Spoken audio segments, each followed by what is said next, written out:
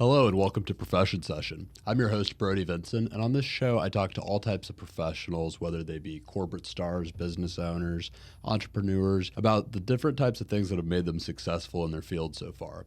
Today my guest is pretty unique. His name is Brian Herny, and he's making a huge splash as a sports recruiter out of Jacksonville, Florida, working with tons of high school kids to help them get offers to colleges, and doing it in a really unique way. So tune in to learn a little bit more about that.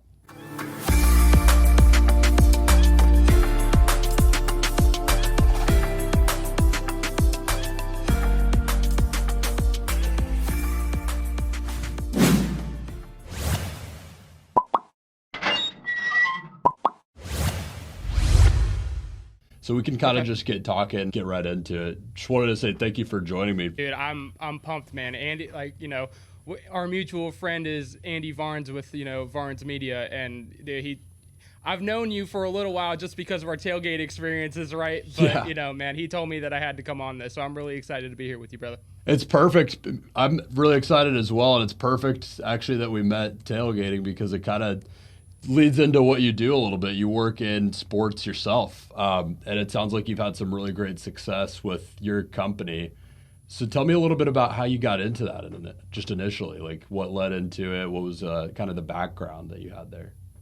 Yeah, man. So company name right now is BH Recruiting Assistants. Essentially what I'm doing now is I'm helping high school football players and college football players that enter the transfer portal or whatever the case may be. I'm doing the best of my abilities to make sure that they're being seen by as many schools as possible, and not only making sure that I'm helping them get as many offers and options as possible, but making sure that I'm helping them navigate through the process and making sure that they're not taking any wrong turns. And that's something that doesn't necessarily get talked about enough in this process, is for the fact of, you can talk to a certain college coach a certain way and completely rub them the wrong way, right? Like the college coaches, this is their jobs.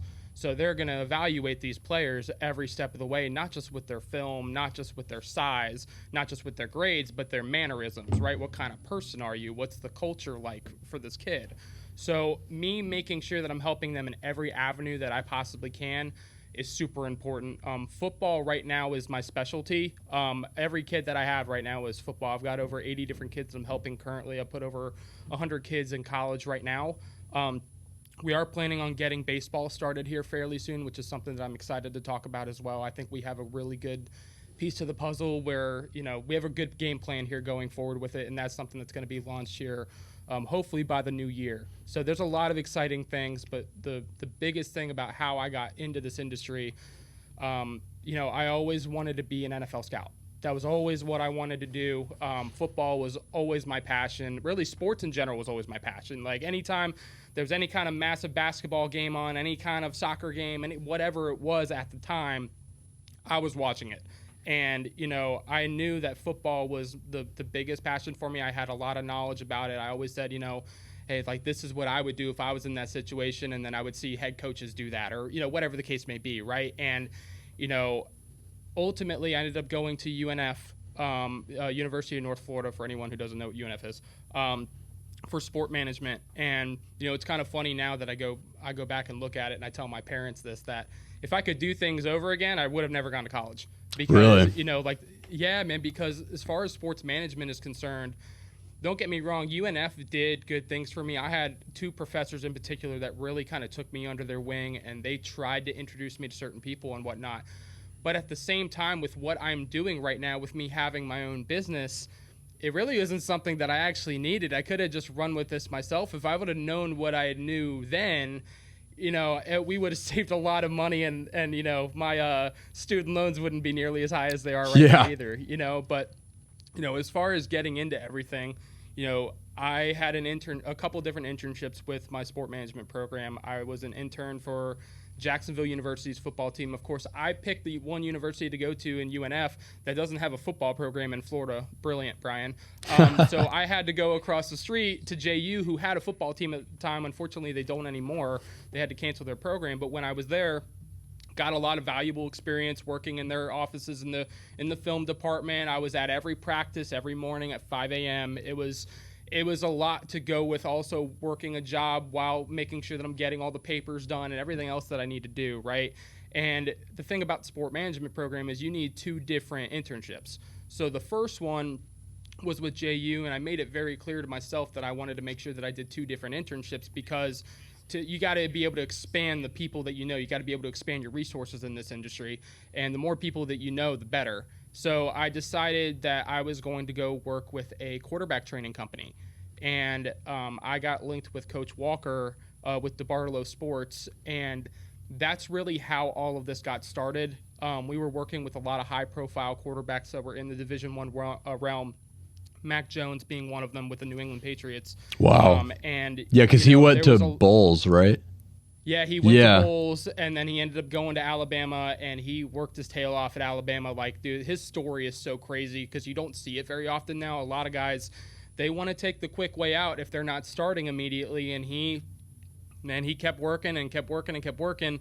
And, he made Nick Saban pissed off enough in his scout team practices that he finally gave Mac a chance, and he ran with it, and that's really cool to be able to see. And, of course, now him being the starter with the Patriots is also incredible. Yeah, man, like the more that I started working with these kids, me and Coach Walker had the idea, like I was very knowledgeable about the recruiting side already just because it was always a passion of mine. I was a diehard Gator fan growing up, and I would always want to see, the players that we had coming in because I was a talent evaluator. So I always wanted to see, what kind of players that we had coming in and figure out what the scheme was going to be and just all the little things like that. So Coach Walker put me in charge of helping the quarterbacks with the recruiting process. And, I started to kind of figure things out on my own. Coach Walker helped me in a certain sense, right? Just because, it was his company and he kind of led me in a certain direction. But I just started to figure out certain things that were working. I was using Twitter to my advantage a lot, which a lot of college coaches ultimately end up being on. And everything really just started to kind of take over from there. Once I got done with my internship, they were trying to find a way to keep me on. They were a very small company, so they weren't going to be able to just pay me something full-time coming out of college, unfortunately. So they said, Brian, you're going to have to take the leap of faith, and why don't you start your own recruiting service? And I hate the term recruiting service. It gets a really bad rap. A lot of people just, anytime they hear recruiting service, they roll their eyes and look the other way. But that was the whole point on why I started this in the first place, is because it gets such a bad reputation from certain massive corporations that they'll take your money and run. They don't really do anything for you. And I wanted to make sure that I was doing it the right way. I was really making a difference with these quarterbacks. There was a lot that I was doing to really be able to help them, and I wanted to expand on that even more. So I got started with that, and Coach Walker ended up making his own company, and it ended up being called Walker Sports. And Coach Walker is now a college coach, and he's still one of my best friends. We still talk all the time. But that kind of led into everything from there. And, a couple years later, I ended up starting my own business. That was January when I officially started my own business with it. I still had all of my old clients from when I was with the other company, and everything has really just kind of taken off from there, man. That's awesome. So essentially, I mean, that kind of solves a lot of the learning curve of starting your own business and finding your own clients and everything. It's very cool that they allowed you to kind of keep those old clients and just hop right into your new business. I mean, what better way to start than mitigating a lot of the risk there? What were some of the learning curves that you did have starting your own business, though? Talk me through a little bit of like getting into that, because there's a lot to it, as I know as a business owner as well. Talk me through a little bit of the learning curve and just the challenges and succeeding factors that you had through that. Well, it was definitely, I had been trying to prepare myself for, a few months beforehand. I was watching different business owners doing other things, and, I watched certain mistakes that were made, and I saw things that, I was like, I would definitely do this differently if it was me. One of the biggest things that's been a little bit of a hurdle is the back office-y stuff, and that's always where, man, I'm great with the kids. I'm great with the parents. I know what I'm talking about. I have great relationships with the college coaches. I will get everything done on that aspect that I need to. But, making sure that I have, the numbers done properly for taxes and all the other fun stuff like that is something that is still doesn't come to me super naturally, and it's something that I'm still continuing to work on. And I would say that's probably the biggest learning curve that I've had so far to this point, is making sure that I'm handling things the right way so that I'm not screwing myself over later as far as financially is concerned, and making sure that I'm saving properly, being an independent contractor and all the other fun stuff that goes along with it. I would definitely say that that's the biggest hurdle, but I am lucky enough to say that I do have an assistant. His name is John. Unfortunately, I wanted him to come be here with me today, but he's on a bachelor party headed to the Bahamas right now, so lucky him. I wish that was me too. Oh, man. Yeah, I'm sure exactly, he's so broken up about missing this. Oh, dude, yeah. He was like, I'll see it when I get back on Monday. But luckily enough, I have him by my side, which has been incredibly helpful, where we can really talk through different things, and he has different ideas for what we should be doing structurally. And, it's been something that has been, I'm very thankful to have him by my side, because he has probably made this process a lot easier for me than if I were to have just completely gone on my own. So he's someone that's been very helpful in that aspect as well. So things are currently on the right track right now, which is, again, really exciting. That's awesome. But yeah, I think there's a lot of value to having someone to help you out, whether that be a partner, assistant, employee, or whatever. Let's expand on that a little bit. What are some of the ways that he's helped you as just being an extra hand around the business? Yeah. And, as a business owner, that everyone has their strengths and weaknesses, right? Like for me, my weaknesses is I'm not always the best on social media, right? Or even though I'm on Twitter all day long, so Twitter I've got down. Twitter that's where all the kids reach out to me on Twitter. I'm talking to all the college coaches on Twitter. Twitter is the main spot.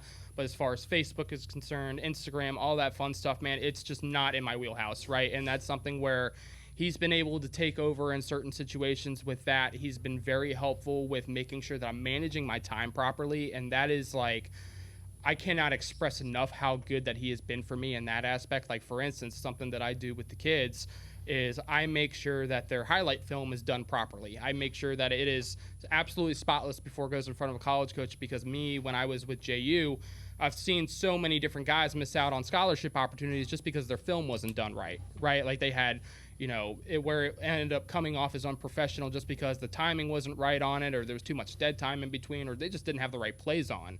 So John is also a high school coach, so he is very familiar with this process to a certain extent. And, he's been very helpful on that aspect with me, making sure that we get all the kids' film done in a timely manner, because at this point, with the amount of kids that I have, if I didn't have him helping me with this, I wouldn't be able to get anything done throughout the day. There's just no way. So he's been incredibly helpful on that aspect.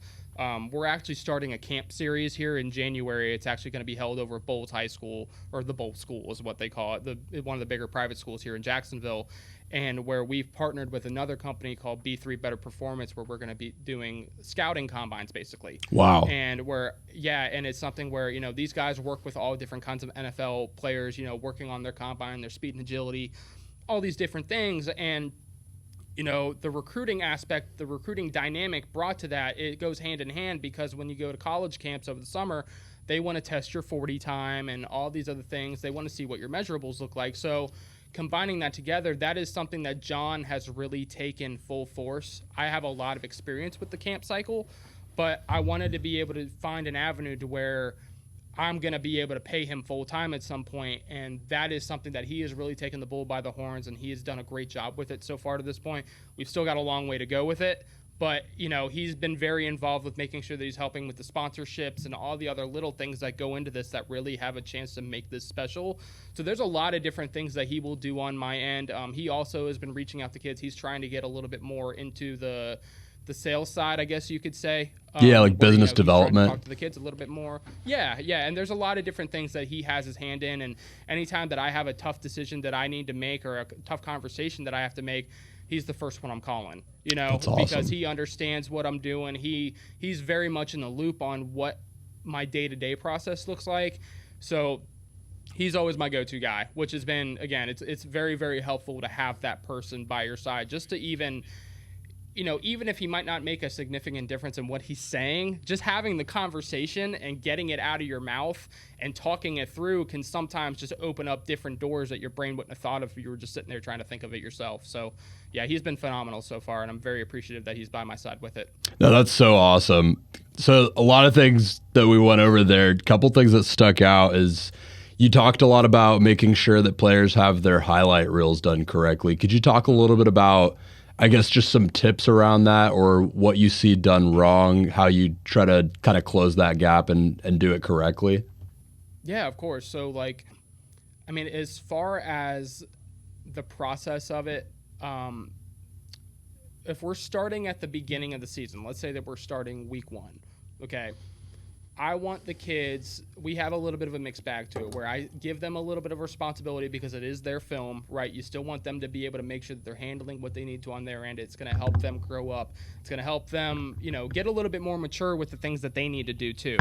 So ultimately what happens is I have them go in and they basically they'll star their plays for me. They'll pick the plays for me and circle themselves before the snap just because it makes my life a lot easier.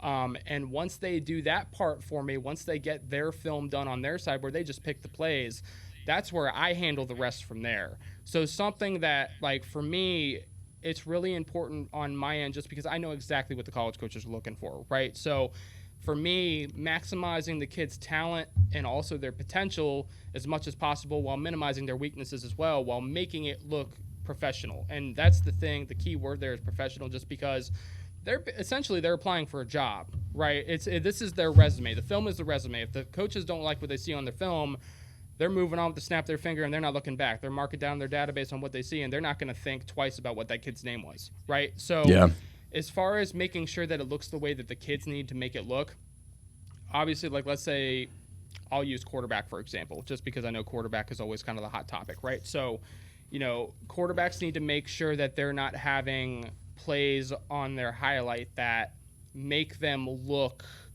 inferior, I guess is probably a really good way that you want to say it. You want to be able to add a multitude of different throws that you want to be able to have, but something for quarterbacks, for instance, that's super important at the college level right now is ball placement, right? Like, you can have a rocket ship for an arm, but if you're throwing it 3 yards behind your receiver, it doesn't matter, right? So you need to be able to hit your receivers in stride. You need to be able to make throws down the field. You also want to be able to show that you can make quick passes too, right? You've got to have a little bit of a multitude of everything that you're putting together so you can show the different things that you do, right? If you have the first 7 clips on your highlight are all, go routes, which, throwing it 50 yards downfield, okay, that's great, but you're not showing coaches the extent of what you can do, and college coaches can get impatient very quickly. It's just like everyone else, man. You only have so much time in the day to get everything done that you need to. So getting the variety of what needs to be done and making sure that the timing is done proper, making sure that you have the proper information at the start, making sure that you have your name, position, the number, make sure you have your height and weight, and making sure that you have it accurately. Because honestly, like, you could have a situation where if a quarterback is 6'1" and he's saying that he's 6'3", now the college coach sees him in person, realizes he's not 6'3". Okay, well, now you just ruined your chance with that school. You might not have if you just said that you were 6'1", but now they're not going to be able to trust you because you said that you were 6'3", right? If you're lying about your height, what else are you lying about, right? And that's where the trust factor is a massive thing. And again, when the coaches are trying to build culture, that's something that's super important. So ultimately, when it comes down to it, you want to be able to make sure that you're being accurate with all that stuff, right? You want to have the proper GPA, your test scores, all of that other fun stuff, and then making sure that the timing is cut up in a proper manner. So, for instance, once that play is over, once your throw is over, you're on to the next play, right? We don't want 15 seconds, 20 seconds of dead time in between it because, again, the college coaches are impatient. They don't want to sit there waiting and waiting and waiting for the next thing to come. Man, they're going to get impatient and move on to the next guy, especially if it's not popping off the screen the way that they need to, right? It's one thing if they see that first couple plays and they're like, they're getting ready to jump out of their seat. That's a different thing. You might have a little bit more leeway with that, but it's very rare that coaches end up seeing stuff like that, So we want to give coaches every excuse, or we don't want to give coaches any excuses to basically jump off of what they're seeing, right? You want to be able to make sure that they're staying engaged because the longer that they're watching, the better chance that you have. Yeah, just kind of principles of really good content creation, it sounds like, and then also just showing it how it is. I liked that point about, I guess there would be a temptation there if it's a highlight reel that you're making to just show all your best stuff, but I liked that point about showing the range because that is so important. Another thing I wanted to cover is I was actually a little surprised. I'm just not a big Twitter guy myself, so I was a little surprised that that's kind of the main channel, just because I guess I don't know a ton about it. Surprised a little bit that that's kind of the main channel you use. I would love to get into that and what that looks like, and then also definitely want to get your thoughts on everything going on with Twitter right now because I'm sure that's factoring into what you think about day to day. Dude, I'm sure it was a couple of days ago. It was pretty nerve wracking when everyone was talking about how Twitter's going to shut down, and dude, my heart dropped out of my chest, man, because Twitter is everything for me. Twitter is how I got started with this. Twitter is a massive database for not only the college coaches. Every college coach is on Twitter. The older generation coaches, where if they're in their 50s and 60s, they might have a little bit of a harder time adjusting to it, but all the young up-and-coming coaches, that is their database. That is where they connect with certain people. I have certain college coaches that I talk to. I don't have their number. We just direct message multiple days a week, and once they see my name pop up, they will respond, right? And it's just because you've been able to build that relationship with them. It's just like anything else, right? If you see someone on your phone that you ultimately want to talk to, you're going to end up responding to them, right? It kind of ends up being the same thing. But no, as far as Twitter is concerned, that's where not only where all the college coaches are, but it's really where all my business is. As of right now, other than Twitter, it's really just Twitter and word of mouth right now. And we're starting to get Instagram and Facebook going. And honestly, that's something where, I'm going to be working pretty closely with Barnes Media here in the near future, where he's going to be helping me with a lot of this stuff too. Shout out to my boy, Andy. Yeah. But as far as all of this is concerned, I have a lot of kids that are consistently reaching out to me on Twitter, where we start to have these conversations, and certain kids will just follow me on Twitter, and I might not know about the kid, but I see the kid's profile picture and I'm like, dang, okay, he's like 6'3", 220-pound defensive end, and I'm oh wow, he's a sophomore. Okay, well then I'm gonna go in and I'm gonna watch his film, and if something ends up popping off the screen, I will reach out to the kids, right? And that's something where it's starting to get to the point now where I'm getting so many referrals to me. I'm getting so many people reach out to me. I don't normally reach out to kids very often anymore unless I see something that is just like, dude, that is freaking wild that you don't have anything going for you right now. I know that I can help you. Like, we need to get on the phone ASAP, right? And normally right now, because I'm helping so many different high schools, particularly in Jacksonville, that once I reach out to certain kids, someone has already probably told them about me or whatever the case may be. So it is something that Twitter is everything right now, and it's something that I would love it to take. That's the reason why I'm going to be working with Andy here more soon on this, is because I want to be able to I want to be able to take a little bit of pressure off of that, just in case, with all the stuff that is going on with it, and also just for the fact that there are more avenues that you can be able to get business from, but it's been so successful that I haven't even needed to right now, which is, again, it's so exciting that there's so many other avenues that I can go down that I haven't even really fully explored to the best of my abilities yet, just because Twitter has been so great to me, and the fact that it is a free app is just absolutely insane. Oh, yeah. No, it's like, when I'm posting about the kids, college coaches will like it. They'll follow the kids from it. There's so many different avenues that you can go down with it, with making sure that the kids are being seen properly and making sure that the kids are using it to their advantage, rather than using it as, something that's also really hurting them too, right? Which is another part of social media that can be, it can be scary at times, right? You can post something that can, completely ruin your life at the same time, just even if you didn't even know what you were posting with these kids, right? The kids don't understand that, right?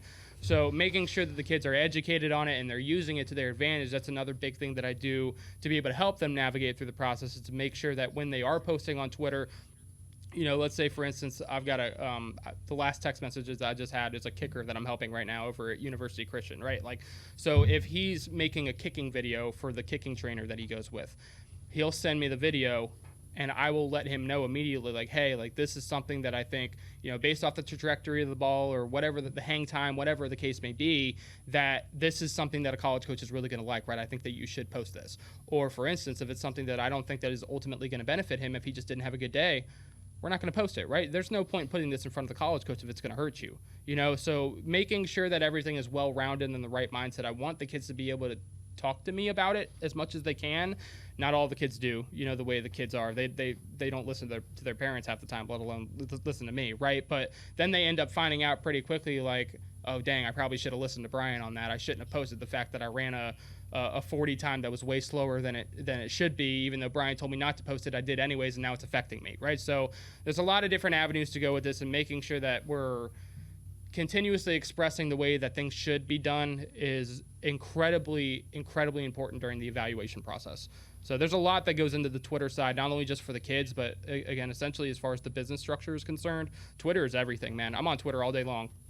What do you think it is about Twitter that draws the college coaches more than any other platforms? That's a good question, man. I think it's more for the fact of, I think it's easy to use. I do think it's something that I don't necessarily know how it got started. That's a pretty good question, dude, because it ended up being in a situation where when I got started with this, all the college coaches were on Twitter. So I don't necessarily know how it specifically got to that point. But, a lot of the college coaches have Instagrams too. But I think the way that things are shared on certain timelines and the fact that, the way that URLs can be set up through Instagram compared to Twitter, I think that also could have something to do with it. This might be more Andy's expertise more than anything, but I don't know, man. That's honestly a really good question. But Twitter is, if there's a college coach that doesn't have a Twitter, like he's someone who's still living in the Stone Age. But other than that, 95% of these coaches, you can find them on Twitter at some point. I guess it's been around longer than Instagram too. It's probably just kind of an early adoption. They probably all got on pretty immediately once they saw just the power of it and the connectivity of it. And I guess it's a little bit better than Facebook in the sense that I don't know. There's something about it that it tends to be a little more conducive to just sharing your thoughts and everything in a little bit more organized way, I guess. Yeah, I think that's a good call for it too. Yeah, I'm sure that there's a lot of different reasons for it. But honestly, the structure of Twitter, even when I'm not working, I'm on Twitter over Instagram and Facebook and everything like that, man. It's just like Twitter is just a good time. I just hope that hope it doesn't get ruined. So let's get into that a little bit. What do you think about that whole thing? What do you think about the acquisition by Elon Musk and the direction that he's taking it? Well, it always, anytime that there's a good thing going and there's going to be changes that are made, I tend to be more on the conservative side of that. Mm-hmm. Just for the fact of I love the way that things are going right now.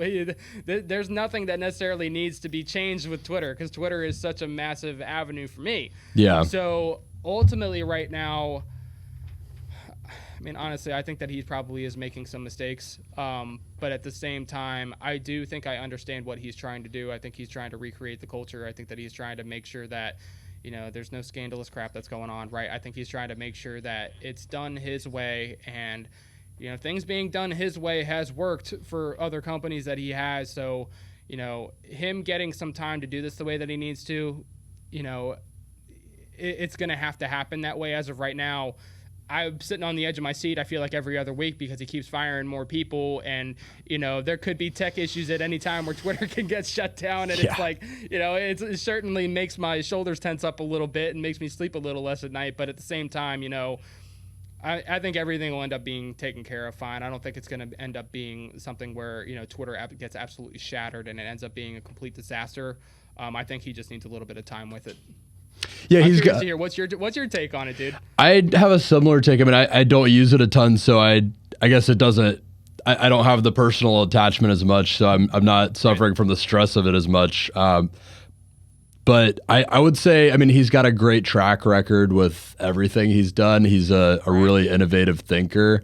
I think I'm curious to. Well, so that's my main take is just I think he will figure it out, like you were saying. I'm kind of curious to hear what your take is as someone who's on it every day and really in the trenches with it and has been for a while. You said that you think he's kind of trying to fix the culture and everything. That's what I've observed as well, kind of seeing what's going on. Are there any things that stand out to you in your particular niche and industry, or just in Twitter at large, that you do think are problematic about the culture that you would like to see fixed? That's a good question. One thing that can be, so this is more for the kids than anything. And it's almost not even necessarily towards my industry. It's more for the certain things that kids will see on Twitter that they'll like or they'll retweet that they don't even realize that it's having an effect on the way that they're being recruited because they like something that it's got 15 cuss words in it, and it's talking about, God, I almost feel uncomfortable saying it on camera, but just like whether it's like something sexual or just whatever the case may be, that will, college coaches will see that kids are liking and retweeting this stuff, and they're just like, all right, you're off our board. You may have all the talent in the world, but there's plenty of other guys here that are, 6'3", 300-pound offensive linemen that we can figure it out, that we know are going to be a little bit more careful about what they're doing, right? Because if you're not being conscious of what you're doing now, again, what makes them think that you're going to be able to do it then? So there's a lot of things like that where it's not necessarily as much on the football side. I think the structure of the way that they have it is almost perfect. There's not really a whole lot that I have to complain about. I think that, the fact that you can tag certain coaches in certain things, and there's a lot of different, as far as the privacy settings are concerned, I think that that's fine as well. It's more on my end for the fact that I just wish kids would have a little bit more of an understanding of what they're putting on their feeds, even though I try to tell them this stuff as much as I can. But I wish that there was just a way where maybe we weren't getting as much of that stuff on people's timelines. But also at the same time, this is a free networking spot. This isn't something where you're paying for more of a businessy approach. So it's a little bit of a mixed bag with it, right? Because Twitter is such an entertainment spot to go to. So I do understand it from that perspective. But just for me, just because I've seen kids that have ended up missing out on stuff just because of stupid things that they post, and they just don't have an understanding, even though they won't have an understanding until they make one too many mistakes, even because, I'll tell them like, hey, you need to stop retweeting stuff like this, but they'll be like, hasn't affected me yet. And then they realize when we get a little bit farther down the line, like, okay, yeah, it's affected you more than you think that it has, buddy. Or like I've gotten texts from college coaches that say like, hey man, we're taking this kid off of our board. He's really got to stop posting stuff like this, or whatever the case may be. And that's where things can get frustrating on my end. That's something that I wish that there was a way that we could change it, but at the same time, I don't think that there is, just because Twitter is so, Twitter is a free world, man. And people can say whatever they want, and it's a tough question, because of course there are little things like that I wish could be changed, but I know that they won't, and there's no reason for Twitter to be able to change it too, because a lot of times that's what a lot of, adults or people that are, in California that are on Twitter all day long are retweeting all the time, and the kids just happen to see it, they like it, retweet it too, and they don't realize what they're doing to themselves. Yeah, I guess that comes down more to just working with the kids themselves and the way that they interact with and use it. I'm curious, how early do you typically end up working with these kids? Like how early on in their career process? So every kid is different. I have certain kids right now. I've got one at University of Christian who's got 17 Division I offers right now, who I got started with him as a freshman because he had fantastic film as a freshman. He had 11 interceptions playing defensive back. And then his sophomore year, he ended up being the lead running back to go to a state title game. And like every kid's timeline is going to be different with the way that they need to be recruited, right? Like the kids that are more in the Division I, bigger FBS programs, those kids, it could start as soon as freshman year. Some like I saw Alabama offered some kid that was in 8th grade recently. Like, Wow. You never know when recruitments are going to start for certain kids, just because everyone's growth development is going to be different. And then I have some kids that, are just getting signed up with me now that their senior season is over.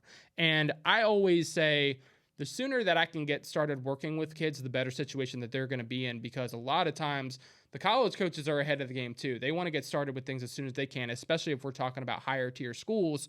So the sooner that I can start putting them in front of these coaches, the more comfortable that they're going to feel to ultimately offer them when all is said and done, right? So every kid's different. I've got certain kids that the recruitments, they're not calling me right now because they're not going to be Division I kids, right? But they still want to play college football and have a chance. And, the recruitments really are getting started for a lot of the Division II, Division III, NAIA programs, like all of these schools that they're lower tier schools, they still play good football, and they can still find ways to be able to pay for your school as much as you possibly can, which is ultimately the most important thing. Yeah. But ultimately every kid's going to be a little bit different with it. I have a pretty good handful. I'd say probably out of the 80 kids that I have right now, almost 20 of them probably are underclassmen that we've just been able to get started early on, where some of them have Division I offers right now early. Some of them are going to end up getting them more towards the spring. Once the evaluation cycle really starts to pick up, where the college coaches get on the road, and me doing all the back office-y stuff now to where making sure that they have everything that they need when they come to see the kid up close. boom, they're going to get the offers that they need then, right? So every kid's going to be a little bit different with it. And hopefully that kind of answers the question. Yeah, absolutely.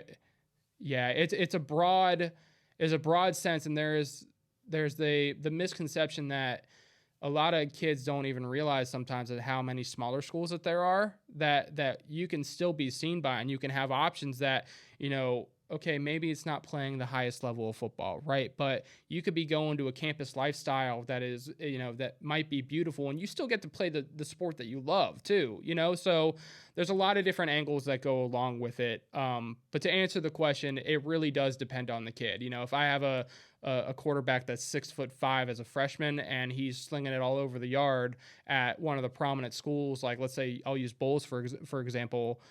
Okay, we're probably going to get started pretty soon, right? Mm-hmm. Like you're putting good film out there as a freshman and you have the size to go along and the athleticism to go along with it. Okay, well, we're going to get going. Like I've got a quarterback right now who's class of 25 who, so he's a sophomore.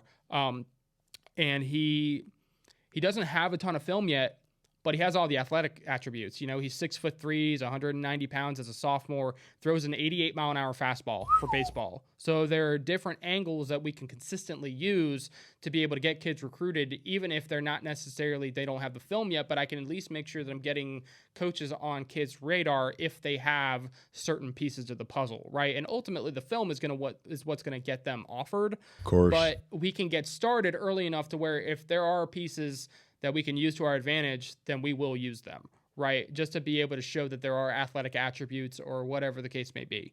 And again, hopefully that makes sense too. Absolutely. And then I guess I'd like to switch gears a little bit to the coach side. What are some ways that you have been able to kind of curate relationships with the college coaches and keep that up? I guess like you kind of have to keep your business on their radar as well, because you're kind of bridging that gap in many cases. How have you been able to curate those relationships?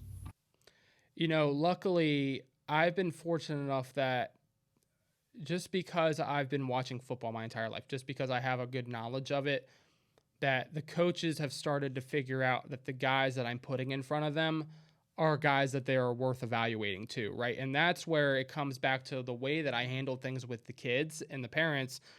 I am incredibly honest. And I think that is the reason why I'm at the point that I am right now, is that I'm not this Johnny salesman that's just trying to tell you what you want to hear. I will tell kids, like I've been on the phone with certain parents that are like, hey, you got any connections at Alabama? Say, yeah, but I'm like, your kid's not going to Alabama. If I put you in front of Nick Saban, that's a college coach calling me right now, actually.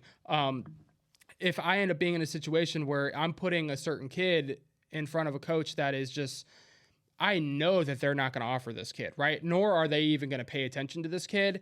If I start doing that too often, coaches are going to write me off real quick. They're going to stop answering my text messages. They want reliable information, because just like anybody else, there's so much time in the day, right? So you want to be able to get yourself in a situation where you're making the college coaches feel comfortable with what you're sending them to. It's all about relationships. Everything in this industry is about relationships. So when I'm talking to these guys, you need to make sure that you have your P's and Q's together, make sure that your T's are crossed, your I's are dotted, right? Make sure that you have not only just you're making sure you're putting the right kids in front of them, but making sure that you're also have all the proper information for them as well. So for instance, like when I have a college coach call me and say, hey, Brian, can you tell me a little bit more about this kid? I'm not sitting there like, coach, hold on, let me look back at my notes or whatever, right? Like you've got to be able to make sure that you have everything that you need, and you need to be able to have it fast. The more confident that you are with what you're telling the coaches about a certain kid, the better that they're going to feel too. So that's why, like when I'm talking to all these kids, I always tell them communication is so important for me. I want to know as much as I possibly can, because the more that you're telling me, the easier the sales pitch it is to the college coach, right? So ultimately the biggest thing, man, reaching out to the coaches is obviously something that has really gone a long way with me. I'm not afraid to put my neck on the line for a certain kid if I really believe that they are a certain level of school, right? And, it also truly helps me, which this is something that's ultimately very different than every other, recruiting service that's out there, is that I'm associated with high school programs, right? So like, for instance, I am the actual recruiting coordinator for Middleburg High School in Clay County, as well as me, I'm very closely associated with a lot of other schools that are in the program as well. where the college coaches know that I'm associated with these programs and they know how much that I'm talking to all of these other kids because of it. So they come to me for a lot of information. Sometimes coaches will text me like, hey, do you have any information on so-and-so? Even if I don't have information on a certain kid, just because they know how wide my net is, especially in the Jacksonville area, let alone other parts of the country as well that I'm helping kids in too. So it's something that it takes time, and that's where, as far as other avenues with trying to build the baseball side and, trying to get John going a little bit more on this side, it really takes a lot of patience. And that's the reason why I'm where I am right now, is because I've been patient with everything that I've done. I've tried to make sure that I'm doing everything the right way with the right timing. And, it's all the same thing with the college coaches too. You just got to be able to make sure that you're feeding them the right information to where they have what they need. And if they don't like a kid, that's going to be, it is what it is. You're going to get more no's in this process than you get yeses, but making sure that they have all the information that they need is super pivotal. And that ultimately gets them to come back for asking more questions. Sounds like being very objective is key as well in this. Yes. Just really understanding what you're looking at and being able to correctly identify it and relay that message the right way. Coaches know who's for lack of a better word, bull crapping you, right? Like they know coaches that are like, okay, this kid's just trying to, he doesn't really know what he's talking about. He's just trying to talk to me, right? Like that happens a lot in this industry. It really does. Like, like I said, like Alabama will stop at certain schools and certain coaches will try and sell them on, little 5'7" Johnny that looks like me, right? Like that's just not the way that this process works. You have to have a certain understanding of what certain coaches are looking for. And that also comes back to how much college football that I watch, knowing that, like, for instance, the quarterback coach at Toledo is someone I've gotten very, very close with, which they're in the MAC conference, Group of 5 conference. And I know the way that their offense is. I know what the quarterback coach is looking for in a quarterback. And I sent him a quarterback out of the transfer portal last year that I was like, coach, I think that this kid is a perfect fit for what you guys want to do. He's got a strong arm. He knows how to maneuver the pocket really well, all the little things that go into it like that. And it got him in for a tryout, and the rest is history, right? And those are the kind of things where the more information that you have and the better relationships that you end up starting to build with these coaches, where you really know what their types are and what they're looking for, again, goes such a long way. Awesome. Another thing I wanted to talk about is we had discussed off air a little bit about how it's very important to you that your business is building in the right direction. I wanted to talk about that a little bit, and that kind of ties into what you were saying about how you're very patient and strategic about the way you do everything. I wanted to talk about what that means to you a little bit, just building in the right direction with your business. Yeah, and it's something that, I think just like everyone that has a business or someone that's in charge of anything, especially when they're starting it up, they're going to question themselves at times, right? And there's going to be times where you're like, God, this is a pretty slow month. Like, am I really doing this the right way that I need to, or whatever the case may be? And you end up being in a spot where it can be stressful to think about. It can really be tough in general. And for me, I've been very integral with making sure that I'm not pushing things too quickly and not growing too fast. And that's something that me and Andy talk about this all the time, because if you end up growing at a rapid rate just because you're trying to get as many people as you can, okay, well, you're going to be in a situation where you're going to be swimming and you're not going to do the job properly. That's when people are going to start bad-mouthing you around town. And especially in the sports industry, if multiple people start bad-mouthing you, man, you're in trouble.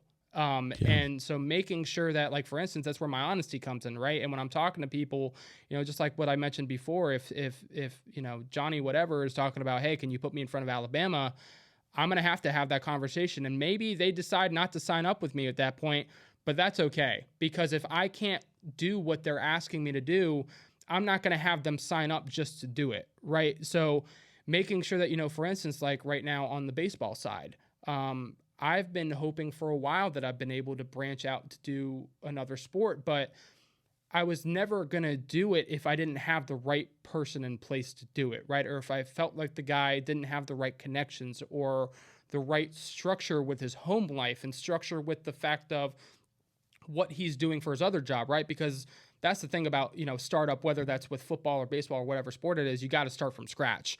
So for him, like, luckily I'll be able to send him, because I know so many people in the area that I could still send baseball people to him. But you are going to be starting basically not making a whole lot because this is commission based. So you got to be able to make sure that you have the right people that you know are going to be patient, that you know trust you, that you trust them. It's got to be all the way around. And that's, again, kind of my thing with John too. I trust John with everything. And that is something where trust is hard for me. I think that's most people, man. You can get stabbed in the back one too many times and you're going to have a hard time trusting people anyways. And, that's something that really takes a while for me to be able to develop. And you've really got to be able to prove yourself to me to be able to get to that point. And, luckily enough, starting to find the right people that I think are going to put that in the right direction, because if you start it too soon, when things are not ready, or if you don't have the right people in place for it, well, now your reputation gets ruined on that side of it, and you'll never be able to recover from it, because, it's something that if you get your name out there too soon and you start making a lot of mistakes, it takes years to come back from stuff like that, especially, in this kind of industry. So that's really the biggest thing for it, man, is just making sure that we're doing this at the right time, making sure that we're doing it in a timely manner, and making sure that we're, again, hiring the right people. That is, I cannot express that enough, is the people that you have around you is what ends up driving you in the right direction. And that's something where I'm very, very afraid to bring the wrong people on board that is going to hurt what has been built to this point, because I am protective over it, right? It's my livelihood. So making sure that I have the right people by my side that I know are going to really push this in the proper direction, that have the proper personality for it, that are in this for the right reasons, is going to end up going a long way with this in general, which is a little bit different than most businesses. A lot of businesses, whether they're selling certain product or whatever the case may be, and they end up growing insanely fast that they just need all hands on deck, right? It's a little bit different for what I'm doing, because I'm just I have clients, right? It's almost like, if you're thinking of it from like a lawyer's perspective, right? Like, you're going to do as much as you possibly can with what you have. And then essentially you start to be able to add the pieces around you, whether, it's another lawyer that you have right next to you or whatever, I think you probably get where I'm going with this, right? But just making sure that you have the right people and that you're doing it in a timely manner. Yeah, and like you said, it's very relationship based. So whenever you do add someone, it's incredibly important that they align with the values that you have as a company and as an owner, because it's been successful for you so far, and that's for a reason. So they need to be kind of fitting with that vision and that mission, I would think. What are some qualities that you look for if you're going to hire someone? First of all, knowledgeable, smart, right? Making sure that they understand what I'm putting in front of them, because there is a lot that you have to diagnose in this process, and making sure that there's a real love for the kids. That is something that does not get talked about enough. I love what I do, right? And it's something where, I've talked to certain college coaches about, hey, like, Brian, I'd love to get you on my staff at some point when that time comes. Like, I don't know if I'll do it, because like, I've always had that aspiration, but at the same time, I love what I'm doing so much. I think I'm making an impact on a lot of different people, a lot of different kids. And I love the relationships that I build with these families and these kids, where it doesn't feel like work for me. And that's the key thing for me, is that you want to enjoy this. I don't want people showing up to this that are like, do I have to go to this today, or do I have to talk to this person? Like, of course, you're always going to talk to certain people that are not going to be as fun to talk to as others, right? But you've got to be able to want to do this, and to be able to really do this job the right way. The more love that you have, not only just for the game, but making sure the aspect of really being passionate about what you're talking to, about the college coaches. There's a certain personality that it definitely takes to be able to do this the right way. But again, also having knowledge of the sport, and also just having a mindset and a plan. And also, again, I cannot reiterate this enough, having patience, because I've seen so many people that they won't see progress for 2 or 3 weeks, and they're moving on to the next thing just because they don't have, they can't just sit down and push for what they're doing. Nothing is built overnight. So it's a combination of things, and that's why I think I've been so picky, because I've had interviews with other interns or whatever, whatever it is. And a lot of people are like, great, like, give me the free hands, right? Well, it's not that easy for me, because there's not anything that I'm just going to give them if I don't think that they know what they're doing, or if I can't trust them with what they're doing. That's the kind of, I don't want to call myself a micromanager because I do think if there is the right person in place, like I don't micromanage John, right? Because I trust John. I know John is going to get things done that he needs to get done in most of the areas that he's getting it done in, right? But if it's a certain situation where if I have to micromanage someone, that's more time out of my day that's taken out that I have to baby this guy rather than getting everything done that I really need to with all the clients that I'm helping consistently, right? So, that's really where it comes full circle for me. Yeah, I think you need to bring people on that are self-sufficient, right?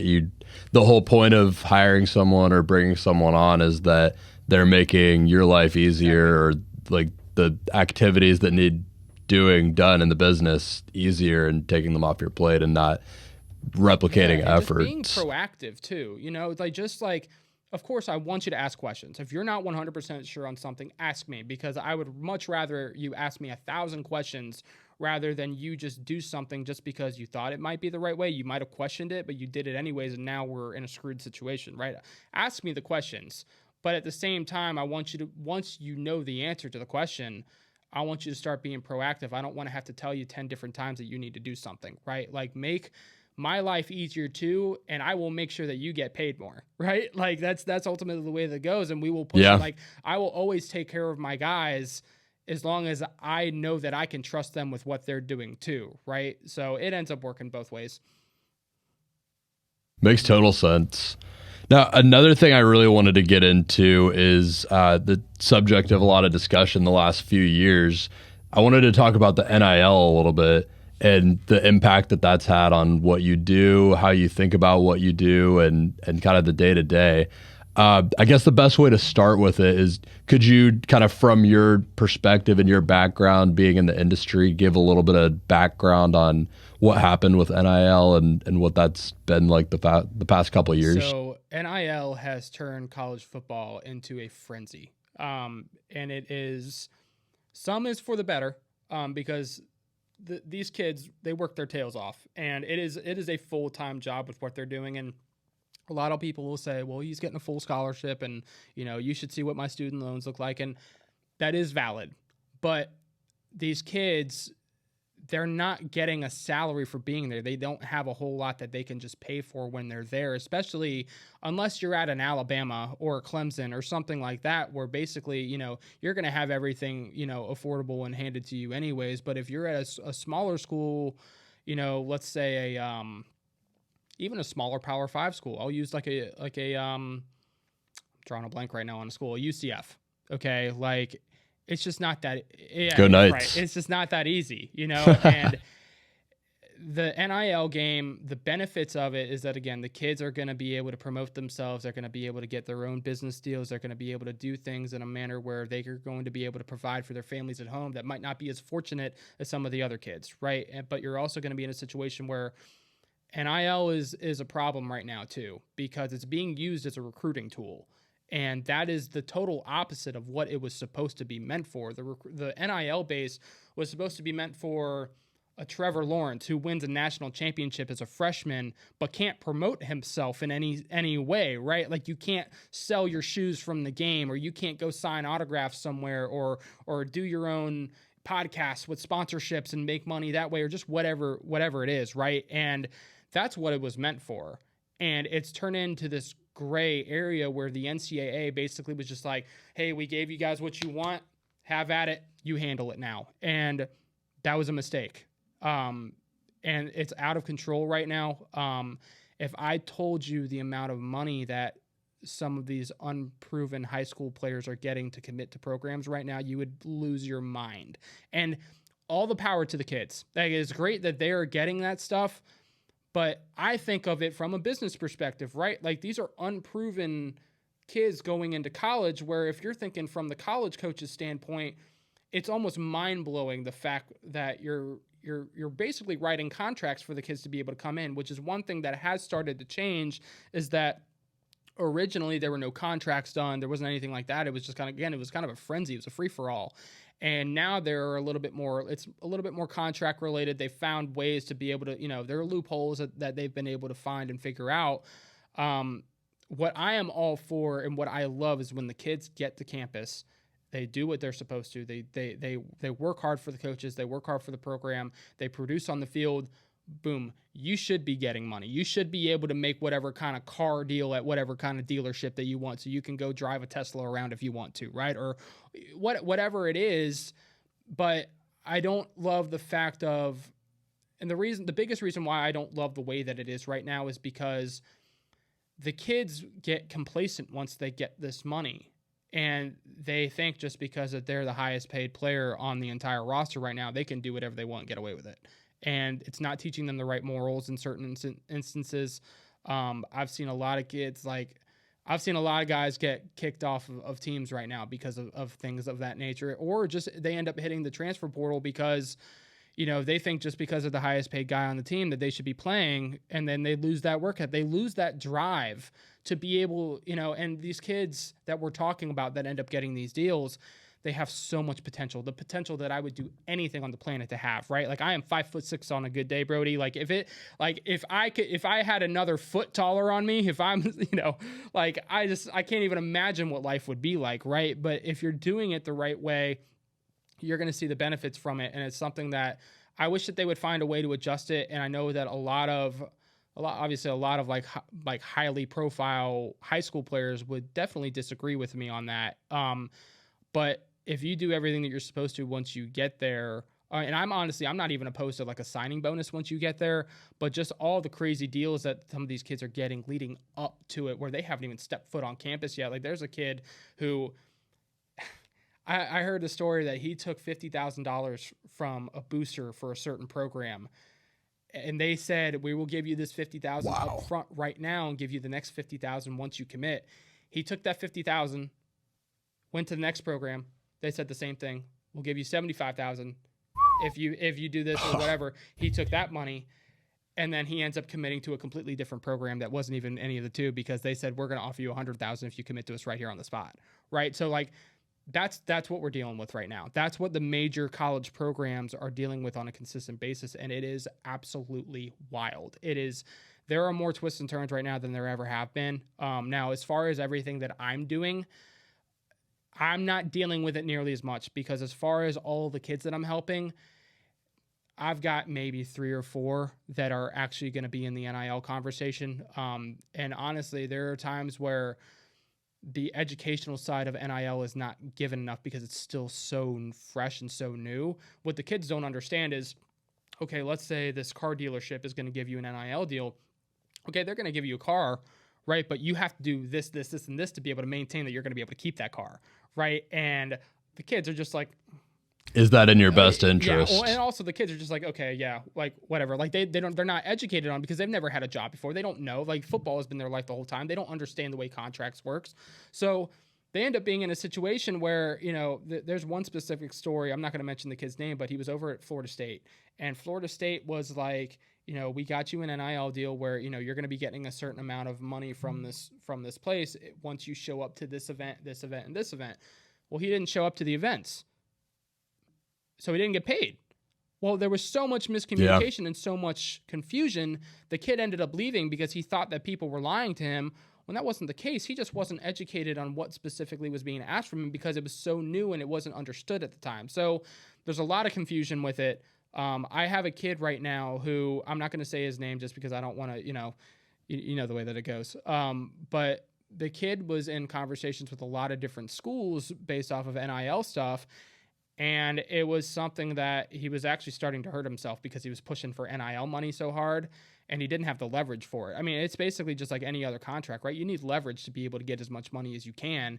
And if you don't have the leverage, well, now you're just rubbing people the wrong way, right? And if you don't make that point very clear, even though as much as I was trying to make that point clear, sometimes it still doesn't always get through, which luckily he's fine. He's committed to he's committed to a top program right now, and, he's going to be perfectly okay. But at the time, making sure that you're navigating the kids through that process properly is important, as long as they're letting you know all the information on their end too, right? Because I can't navigate for them if they're not telling me everything that's going on their end. But the second that I got wind of that, I was like, you guys need to pump the brakes. Like we need to make sure that timing is everything, right? If you have the leverage where, let's say Florida State and Florida offer you, and now you've got leverage to be able to go back to the school that you're committed to and say, hey, I just want to give you a heads up. So-and-so is offering me this kind of money. Like, can you guys, I still want to be loyal to you guys, but I've got to do what's best for my family too. Like, can you guys at least match what they're offering me? And that's when you start to, that's when things really start to escalate. But yeah, every kid's situation is going to be different. And it's very, very rare, honestly, that most kids even get a chance at stuff like that. I've got a kid right now who's committed, he's committed to Utah. I've got another one who's got offers from Michigan and Boston College. I've got, like those caliber kids, they're going to get money when all is said and done. But the kids that are, even for group of 5 programs, like the kid that I, sent to Toledo, he ain't making a dime, and it's just because, the smaller tier programs just don't have the boosters, to be able to fund things like that, so every situation is going to be different. There's a misconception that basically any college that you go to, you're going to be able to get NIL money, and that's not the case. If you're a massive program, they'll be able to get you whatever you want, right? But if you're in a situation where if you're going to even a smaller Power 5 school, it's just not always that easy. They just don't have the funds to be able to do it. They're going to pay the guys that are on campus and that have been great for them, and they'll make sure that they're keeping the guys that they need to, but they're not going to be able to do that for everyone, which is ultimately why you see the transfer portal the way that it is right now too, because certain kids are looking for paydays on top of the playing time that they're trying to get as well. But there's a lot of different reasons why guys are trying to jump in, and they end up screwing themselves because they're trying to get a payday. Do you see it influencing the way that these kids are thinking about their brand image and how they're kind of building that? Because my guess would be that it gives them the kind of want and need to really start building their brand way earlier, just Correct. for the potential of making that money, because it's an option if they do have that platform. So you do see that. If you do see that, what are some of the ways that you see it affecting that? Well, it ends up being in a certain circumstance where nothing is guaranteed in football, right? You could go out there and you can. I mean, I've watched. I'm a Steelers fan. I've seen Ryan Shazier lay on that field motionless. Anything can happen out on that field, and nothing is guaranteed. So something that they are jumping in more than anything. They're these kids that are like the 5-star kids and all of these things. Like they've started building their brand even before they even start making money, as far as like from NIL packages and stuff like that. So another college coach calling me. It's just this certain situation where they use their rankings to be able to kind of get them to move up the chart. And once their ranking gets the way that it ends up being, that's when, again, negotiations end up starting to be able to kind of form place with NIL stuff. I've heard stuff that I've had a kid was supposed to end up going to this spot, but because this other staff wanted him so bad, they actually paid him just to come on a visit. Like, those are the kind of things that we're talking about. That just like, that's how crazy that things end up being for it. They do try, there are certain kids that will take advantage of the branding stuff. I think where they have, the proper structure in place where parents might be entrepreneurs or whatever, right? But then there's others that don't take advantage of it nearly as much as they should. So it's going to depend on the kid. Ultimately, the biggest reason why they're going to the biggest bidder right now, though, is just because nothing else is guaranteed. And a lot of these guys, some of them come from families that are financially stable, right? But a lot of them do not.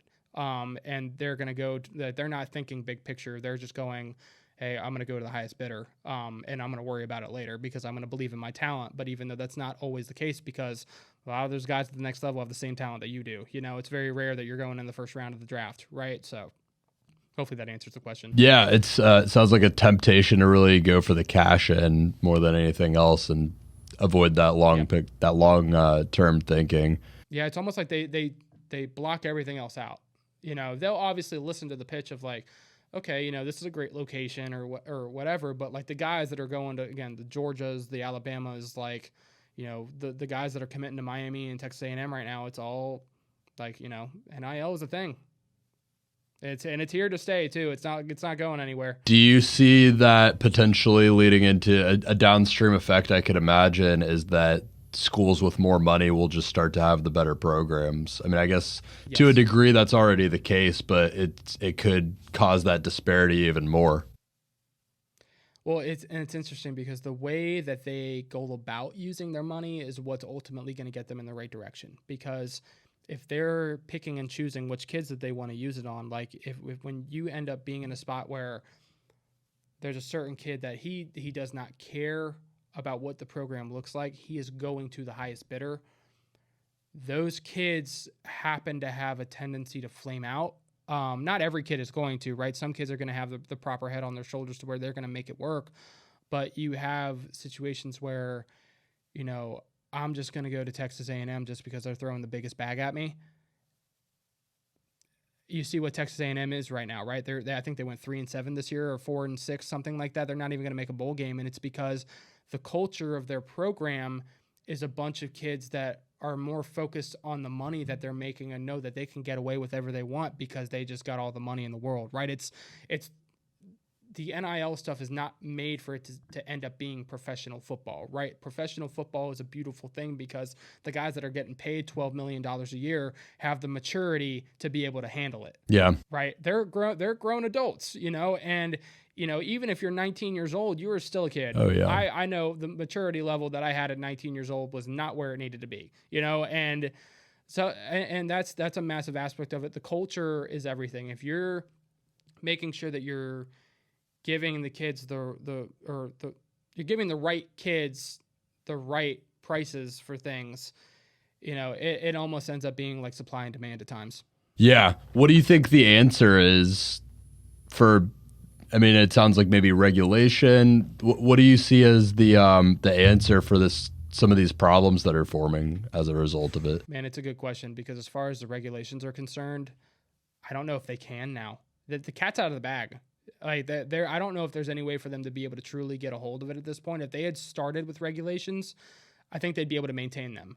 But now you can't just go from, hey, so-and-so, we just paid it, this quarterback $500,000 to be able to come to our program and sign with our program. You can't just all of a sudden stop that. Yeah. That's a hard train that you just stop, because even if there are rules and regulations for it, which there technically are, but the NCAA just doesn't enforce it. Then they're just gonna continue to find other ways to do it. I don't know if you've ever heard of the story that recently happened with Tennessee, where they had a McDonald's on campus where all of the kids would go. They would hand them a bag, and instead of your Big Mac or whatever in it, there's a bunch of cash in the bag. That's like, they will find ways to be able to do it. And that's something that, now that this bag is opened, it was something that it was already being done by certain schools anyways. But now that it's legal, it's just a whole different level. And the NCAA they aren't investigating anything into it because they don't have to. They said, you guys wanted this, you deal with it. Even though it's under our name, you guys deal with it. And that's ultimately a reason why at some point I think a lot of these schools are going to end up actually going away from the NCAA. It's been very clear with a lot of coaches that I talked to that's probably going to end up happening at some point. Wow. That's it's a difficult situation. I guess the only thing I can say is I hope that it somehow gets pushed in the right direction somehow, but it seems like a difficult thing to change. It's kind of like a giant ship got pushed a little bit too much in one direction. It's very hard to steer it the other way. Right. And the one thing that I do want to make sure that I reiterate, good for the kids. The kids that are getting this money is life-changing money. I would take the money too, right? Like, how would you not? But at the same time, everything that I think about is long-term, right? And the long-term aspirations of what is going on right now, it's just not feasible. So kind of switching gears a little bit, one thing I wanted to ask you a little bit about is just your business itself, your business model. Could you get into a little bit of the way that your business is structured? Because I'm kind of just fascinated by the inner workings of any business. How do you take on clients? How does the business make money? I'm just kind of curious what your business model is. Basically, every strain of income right now is based off of the kids signing up with me to help them. That is basically everything right now. As far as, which is, again, this is kind of the reason why I keep talking about I want to be able to get into other things, but I want to do it at the right time because there are so many other avenues that this can be done properly.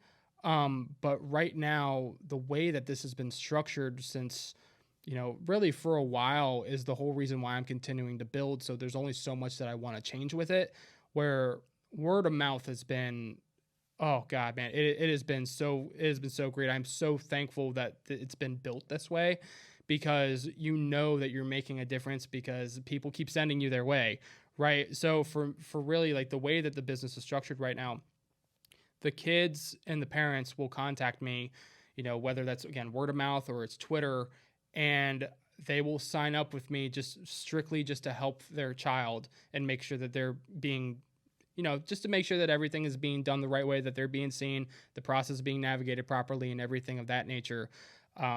But as far as, like, there are some other avenues right now where, like Middleburg High School is one that does pay me just specifically to help their kids, right? And there's some other schools right now that are in the, they're in the works. They're not technically official yet. I do work with them on the side already, but I don't want to say their names yet just because we haven't officially signed on the dotted line.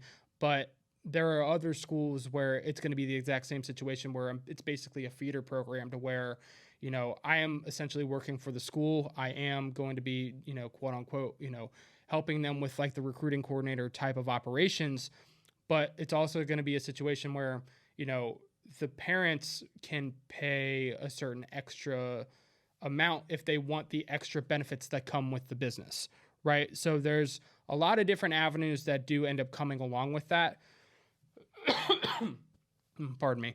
But as far as basically the way that the main structure is, all of these kids and the parents are all just signing up with me in the business. And then we go from there. And all the work that I end up putting in for them, it just continues continues the cycle really to where we're at right now.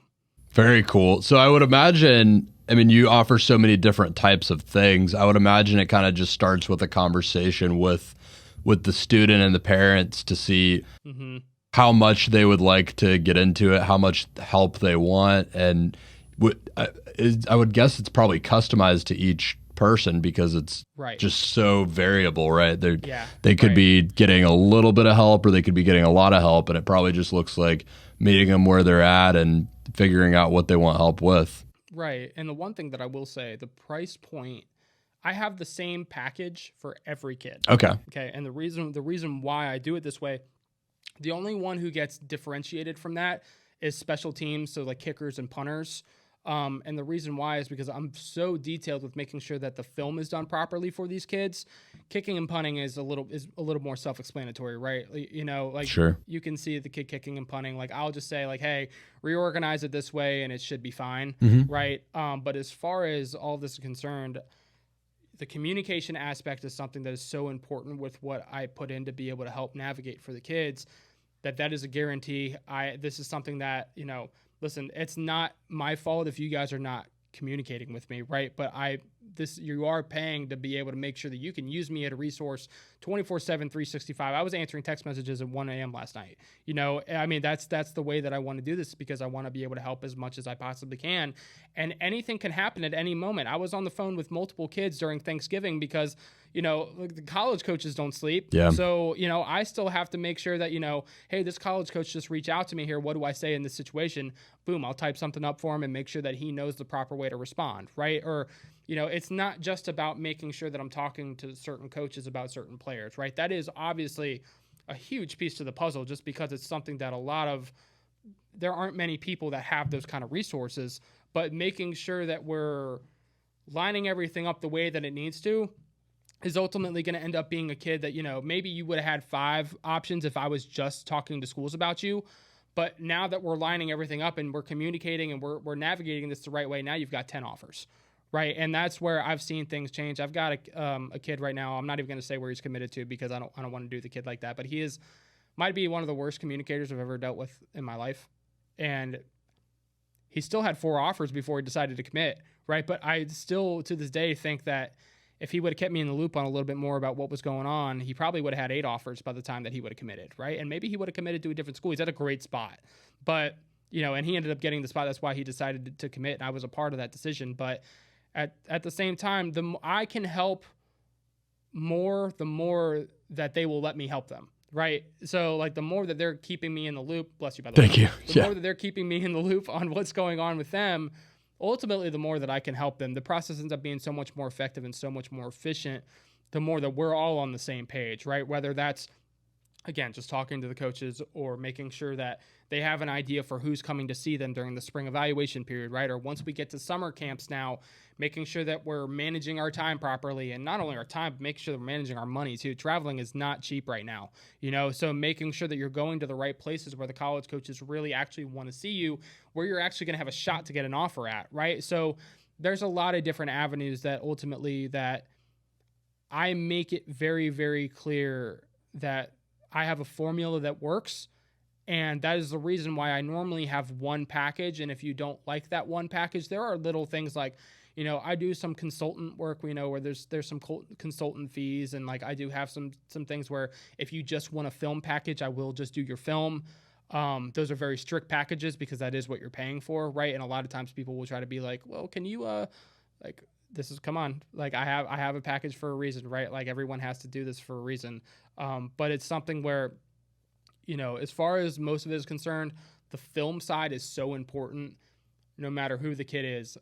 I will never put the film in front of a college coach unless the film is done the right way. I've seen it really affect way too many kids' recruitments.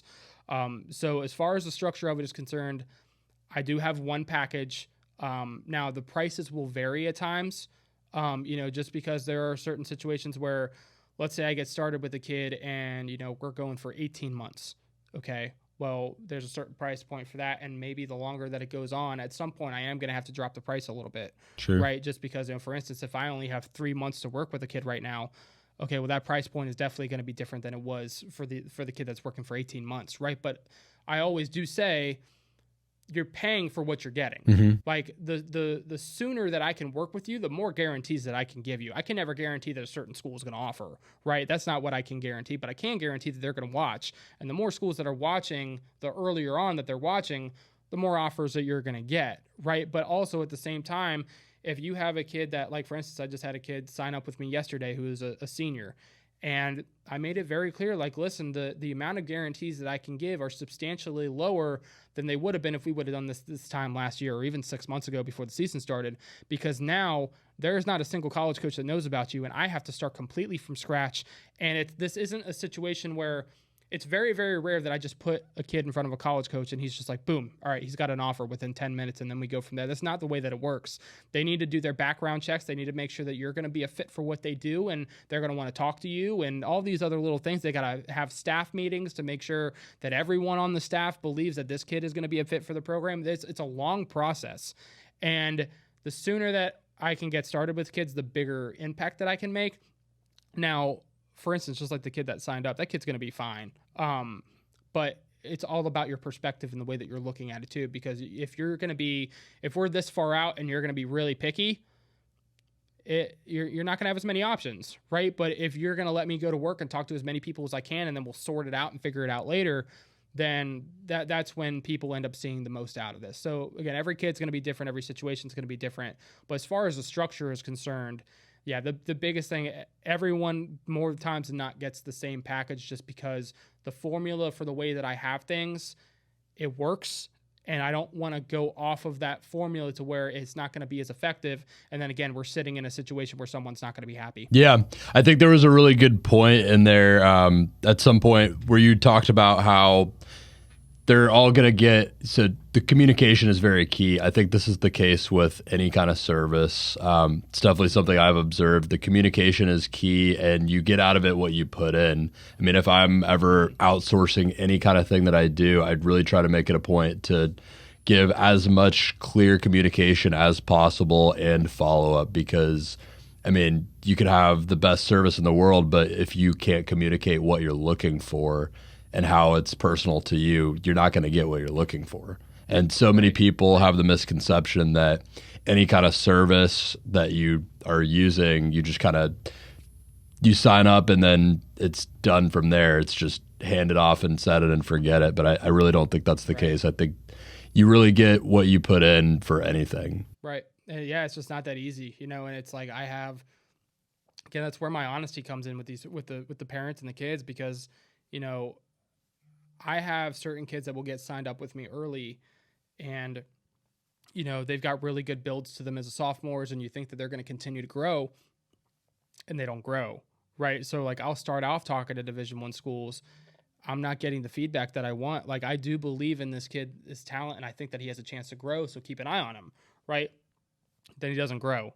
Okay, well, now we're in a situation where we're going to have to start talking to some lower schools, and that's the only time where I get some fight back on from parents, is because we got started so early and things just didn't work out the way that we had hoped to, right? Or for instance, like, I have certain kids that we get started super early and he's been hurt his entire high school career. He's got all the talent in the world, but he can't stay healthy.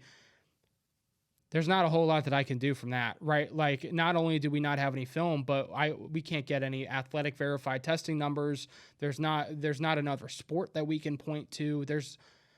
We just have to wait it out. We got to make sure that you're getting healthy, and then we go from there, right? So, like, the situations can be tough at times. I wish that it's just like any industry. You wish that you could make everyone happy. Unfortunately, it just doesn't work that way, and that's something that I've been able to finally live with a little bit more. That was something that I really struggled with at first, because when you're helping over 80 different kids right now, and that doesn't even include the other kids that I've already sent to college, not everyone's going to be thrilled with what they end up getting, right? And that's why I try to make it very, very clear going in, like, especially if you're a senior that just signed up, like, hey man, like, I just want to give you a heads up. There aren't a whole lot of Division I spots out there right now, but there are a ton of Division II schools that I think would really have a lot of interest in you once we get this out there. And maybe I'm right, maybe I'm wrong. If it ends up not being D2, then maybe it's Division III or NAIA, right? And they always find ways to be able to get money. Every program is going to be created differently. But it's something that it can be tough to. There's a lot of difficult conversations that I have to have with people at times. And a lot of times they're going to appreciate my honesty. And then there's going to be times where you just have people unhappy too. And luckily it's more, they appreciate the honesty because they've been dealing with me for so long and they know me and they know that I'm here in the best interest of the kids.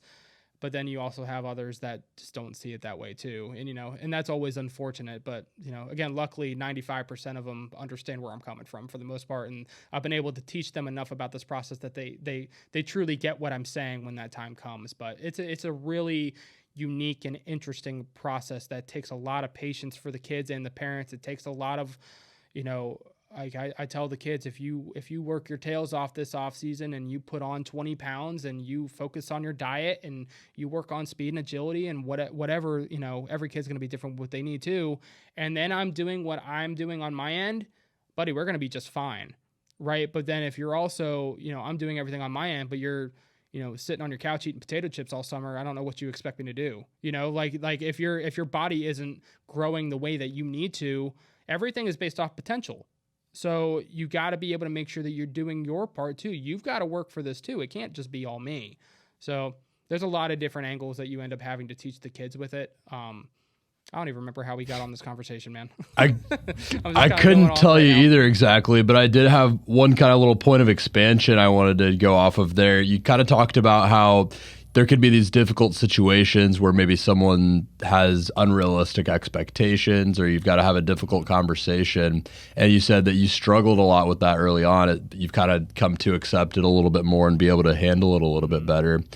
What are some ways that you de-escalate or kind of slow things down, bring things back to where they need to be when you are in those difficult situations where things might get emotional? Because it's dealing with a very important thing, right? It's dealing essentially with someone's livelihood. It's a big deal. And if they might have unrealistic expectations or they might have dropped the ball somewhere and you've got to have that tough conversation, how do you bridge that gap and how do you handle that effectively through those high stress, like high strung situations?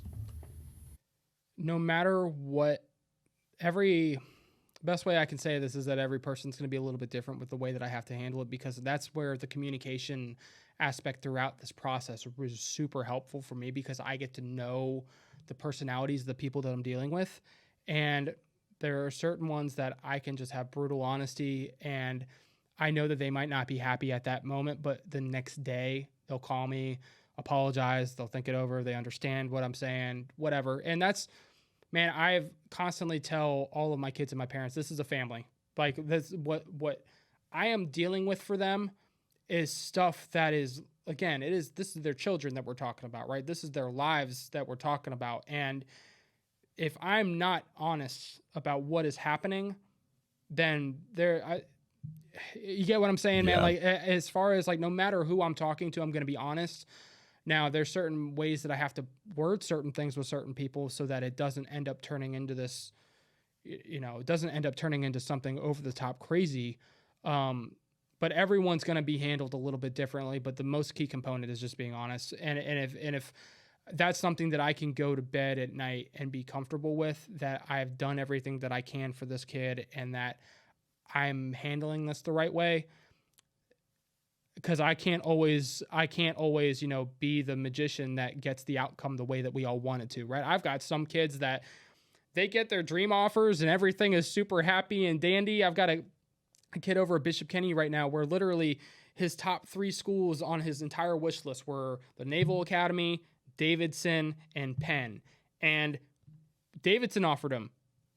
Boom. And it's the happiest situation that you could possibly imagine. And then I've got others that, their situation doesn't necessarily match the offers that they wanted, and they blame me for it. And it's, it's a frustrating thing. That doesn't, in all honesty, Brody, that doesn't happen very often. It's really only happened out of all the kids I've had, I think only 2 or 3 times where it's really been like, they think that I didn't do anything for them when that's very clearly not the case. If they just went back and looked at all of our text messages and everything else, they would see that, I did as much as I possibly could, but just the situation didn't work out the way that it needed to, or maybe they got with me too late and whatever it ended up being. Right. But there's always going to be difficult conversations that you have to have at some point. Luckily, I don't think I'm going to have to have any today. Good. But, it's a part of it, unfortunately. And it's something that, again, it really used to hit me hard. When I first got started with this, I had someone tell me like, getting with you was the worst decision that we ever had. And I was like, jeez, oh my God, like ever? Yeah. I was like, that's like, I don't know if I'm allowed to curse on this, but damn, man, like that is insane. Like, I know that that's not true. That's just being, it's just an emotional process. And it's something that I try to take it with a grain of salt because again, this is their families, this is their kids.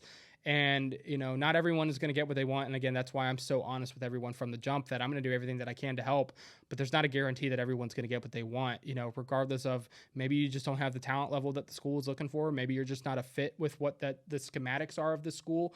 Maybe you got hurt. Maybe, there's all different kinds of angles. How do you manage stress? It sounds like you've got so much going on all the time. How do you manage the stress of that? Well, to answer your question, I have lost all of my hair. So that's I don't have any more hair to pluck off. Yeah. No, man, it's just the longer that you do this, the more that you get comfortable with it, the more that it starts to kind of flow off your shoulders a little bit more. It's always going to be stressful just for the fact that it's your brand and it's your, it's your name on the line. But man, I know this kind of ends up being the default for everything, but my honesty really helps me with the stress relieving because again, at least I'm in a situation where I know that I've been honest about everything that I've done.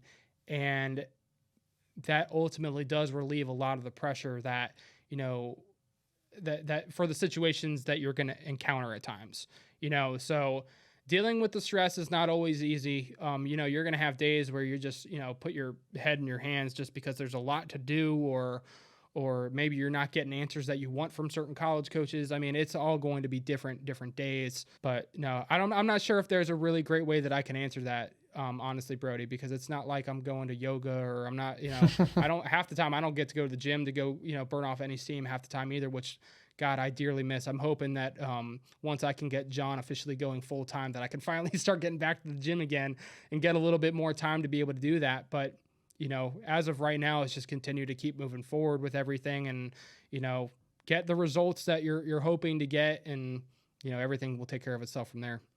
Yeah, I think there was a good point in there about, you said you kind of focus on the honesty. There's a deeper point there I think that I wanted to kind of double click on, so to speak, is that I think what you're doing there is you're focusing on an aspect of it that you can control and not focusing on the other side where right. If you put in all your effort and do what you're supposed to do, you can't control the outcome. So you're focusing on the part that you could put in and the inputs that you have, which is the being honest and not getting caught up on what ends up happening. Right. And that's something that the way that you just worded this, dude, is perfect because I tell my kids control what you can control. If you are controlling what you can control, if you are doing what you can on your end, if you're making sure that you're working out the way that you need to, making sure that you're eating the way that you need to, making sure that we are on our P's and Q's, right? You control what you can control. I'm going to do everything that I can to help you on my end too. And I'm going to control what I can control too. Right. And that's talking to as many schools as I possible. And I'm going to vouch for you. And, we're going to get a lot of no's, but we're going to get some yeses too. And we'll figure out what's going to be best for you and the family from there, So it is truly, Brody, I don't think I've said this enough in this process. I am blessed for the position that I'm in right now. I love what I do, and there are not many people on this planet that can legitimately say that they love what they do every single day, and I almost I'm in the middle ground where, I'm a scout for the college coaches, but I'm almost kind of like an agent for the parents and the players too. I kind of meet that middle ground to where it is so much fun, dude. It's an absolute blast, and I am very fortunate right now that 99% of the families that I deal with are pleasant. They trust me. They've seen the results and they know that I'm working hard for their kid and they know the passion that I have. And, again, there were times early on where, I wasn't always dealing with families that were trusting of me because I was just getting going with things, and I have enough experience now and enough results.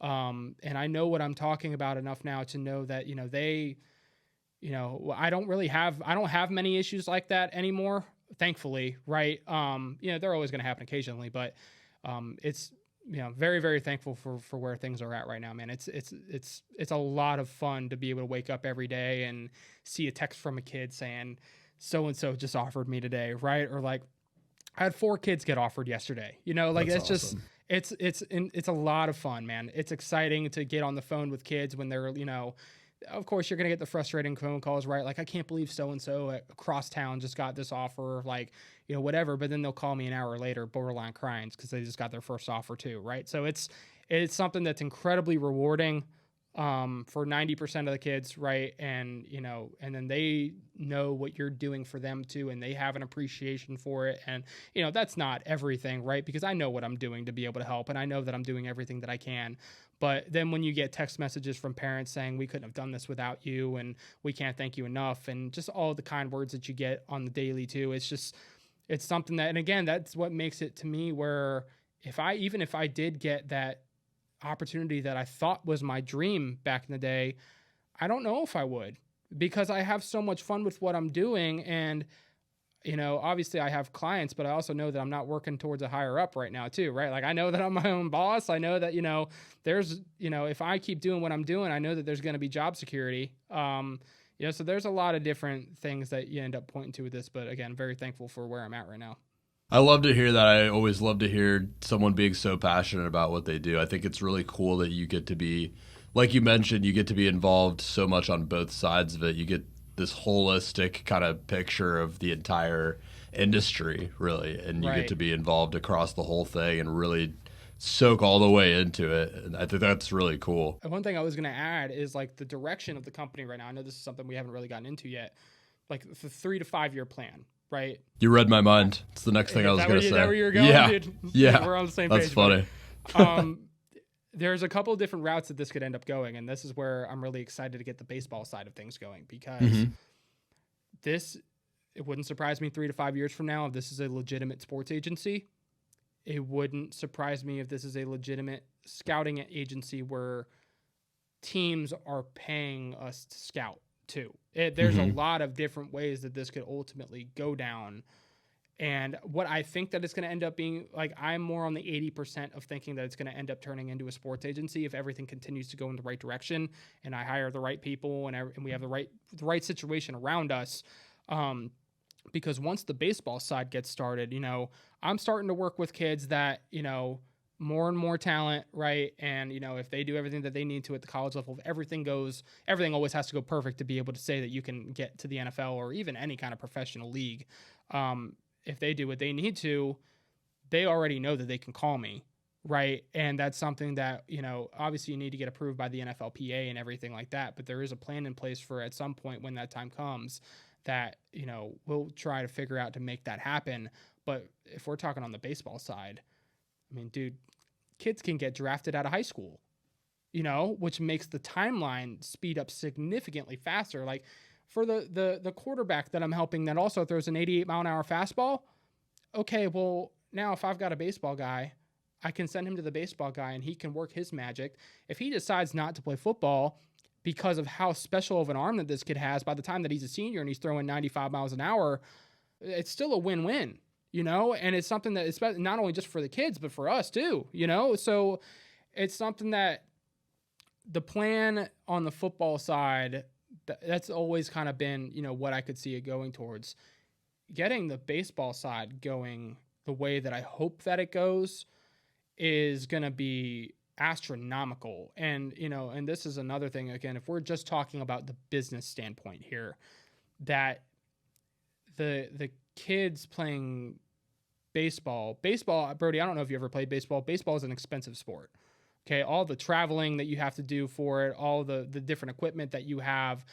Travel ball is not cheap. There's a lot of money that goes into that, and it's significantly cheaper than football. So for instance, I will go out of my way to help a lot of lower income families in football because you're dealing with more of those families. Whereas in baseball, there's just a lot of money in baseball. There really is. And there's no other way for me to put it without being, super blunt about it, because if you get with the right people and you can make a significant influence with the right kind of talent and the right kind of coaches and whatever, you could hit gold. So, we'll see how it goes. That's the plan right now. But, plans always change. 3 to 5 years is a long time away from now, so we'll see how it continues to trend. But as of right now, that's the way the things are trending. So I had kind of a fun question that came to mind just talking about the crossover between baseball and football. And I really like the direction that you're headed and where your head's at with it. I think that could be really huge. It could be so much fun. But it could be so much fun. Yeah, just a little fun question, because you're so into both football and baseball. What did you think about Kyler Murray going football instead of baseball? I thought because he was the number 1 overall pick, he probably made the right decision. Because here's the thing if you're talking from a head trauma perspective, okay, then yeah, you probably should have gone baseball if you're worried about your mental health and your physical health. But if we're talking about the guarantees, listen, yeah, baseball contracts are great, but you've got to make your way up the ranks, and it takes years to get to that point, right? And you have to be – the baseball seasons they don't end, man. They feel like they could go on forever and ever. The football side, he's the number 1 overall pick. He is guaranteed to be the starter. He just came off of winning the Heisman Trophy. You saw the contract that he just got. When you end up being the number 1 overall pick as a quarterback of all things, it's one thing if he was a running back. If he was a running back, I'm telling him to go to baseball immediately, because you're not making the same kind of money as a running back as you are a quarterback. But when you get the kind of guarantees that you do just being the first overall pick, and on top of that, you end up getting the guarantees that come along with it once you just prove yourself even a little bit. Because if you're the first overall pick for the NFL, you have the leeway, you have the longest leash that you could ever see. I still can't see the leash that I'm throwing right now. That's what I'm saying, right? So it's something that he made the right decision. Now the stuff that he has around him right now is not necessarily the best. And I'm not saying the players. I think the coaching staff at Arizona is to be determined. I think their offense is pretty simple with what he would preferably like to do. But if we're talking about the decision that he made, I really think it was the right one.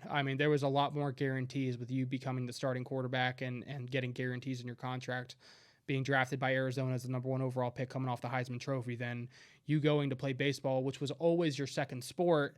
And everything is going to have to go right for you in the minor leagues too, because you see first round picks that die out in the minor leagues all the time because they get hurt or they don't have the passion for it or whatever the case may be, and I think that he's always had more passion playing football. Dude, I've got a funny story about Kyler Murray. Actually, I used to date this girl in Tallahassee. She was going to FSU, and I used to visit her, on every other weekend or so.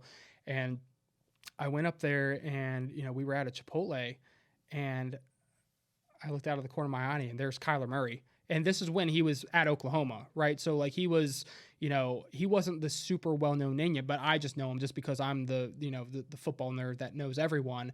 And there's always been speculation about how tall Kyler is, right? I think his I think during the NFL Combine, they said he was 5'11". Like, I am 5'6", Brody. He was maybe 2 inches taller than me. Maybe. Wow. I stood next to him. Dude, like, he is like, that's why, like, I love Kyler, because, you know, I got little people syndrome. So like, that's so cool to be able to see him running around out there in the NFL like that, bro. Like, that's so cool. He's aerodynamic. Yeah, dude. I mean, just how fast he is with the arm strength that he has, and how, like, dude, like, all the offensive linemen in front of him are all like almost like a foot taller than him, and he is still finding throwing lanes, and he still knows where to go. And like, oh, he's so electric. He's so much fun. I wish his personality was a little bit better at times on the field with his teammates.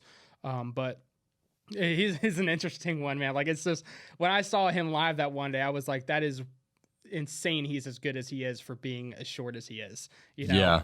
It's very unique, that's for sure. So we kind of caught up, you know, we talked about your background, obviously. We talked about how you got to the point that you're at now. We also talked about kind of 3 to 5 year plan.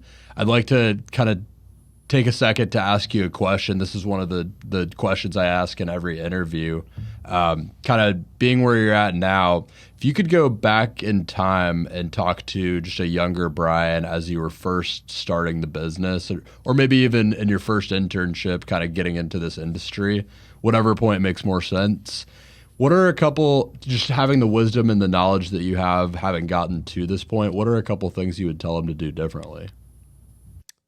So I would even go back farther than that. I would say where I am thankful for the professors at UNF for certain things.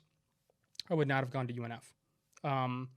Not only just because I didn't get the super fun atmosphere of college. I think that was why I went to Tallahassee so much, is because FSU was so much fun, and, you know, there's a party every other weekend. And yeah, that's the thing about college that people need to understand is, like, yes, you need to make sure that you've got your crap together, but you still need to be able to enjoy the social aspect of college, because it only comes once. Oh yeah. And that was something that I didn't get as much as I should have being at UNF, unfortunately. But if we're talking about the actual dynamic of the way that everything panned out the way that it is now, I would have sucked up my pride and gone to FSU. I didn't go to FSU because I was a diehard Gator fan, and I had the stupid loyalty to UF just because they were my team growing up, and I was like, I'll never go to Florida State. And, oh, God, if I could go back now, Jimbo Fisher was winning national championships there. You telling me if I got my foot in the door there, like, now, obviously, I love what I do so much now that this obviously ended up being the right route. But for what I was trying to accomplish at that time, if I end up working with the Florida State staff, you know, the doors that would have opened up for me at the time. So if I could go back and just to see what if, because I do think if it ended up not working out, I do still think that I would have found a way to be in the seat that I'm in right now, just because I've always had the passion for that side of it. But at the same time, there's this part of me that's just like, man, that would have been so interesting to see what that decision would have been. But as far as going back and doing anything over again, man, as crazy as it sounds, I'm not sure. I mean, there's almost this part of me that would have said don't go to college in general. But as far as the business is concerned, I'm really confident in saying that I think that the path is here for a reason. I don't know what that reason is yet, but I will say that I think everything that I've done so far to this point has led me to where I'm at right now. You know, I've had to make some difficult choices. I've had to have some hard conversations, but I do think that everything ended up being at the right time, and I've ended up in the right place. So I know that's probably pretty rare to hear, but I actually think that, you know, it took me, you know, I was probably 20, 21 years old till I really started to realize the potential that I had. I think, you know, it takes a while to build confidence. It takes a while to realize what you can actually do, and what hard work can get you too. You know, like both my parents, you know, we don't come from, you know, we aren't like an insanely filthy rich kind of family, right? Like my dad works at, he works on, you know, on yachts. He's, you know, he does a lot of mechanical stuff. Like, and my dad works harder than almost anybody that I know. And, you know, my mom is a paralegal for a law firm, and, you know, they're middle class, work hard kind of, you know, lunch pail kind of people. And I think that has really ingrained on me. So it's hard for me to be able to say that there's a specific thing that I would go back as far as the business is concerned. But as far as before the business got started, makes sense. I like that you are happy with where you're at though, and feel like you got there for a reason, and will stay there for a reason. Certainly hope so. That's Hopefully, awesome, man. Everything's on the right track right now. That's what it seems like. Fingers crossed. Knock on wood. All the fun stuff, dude. I knocked on this end too. I always do that. Yeah, man.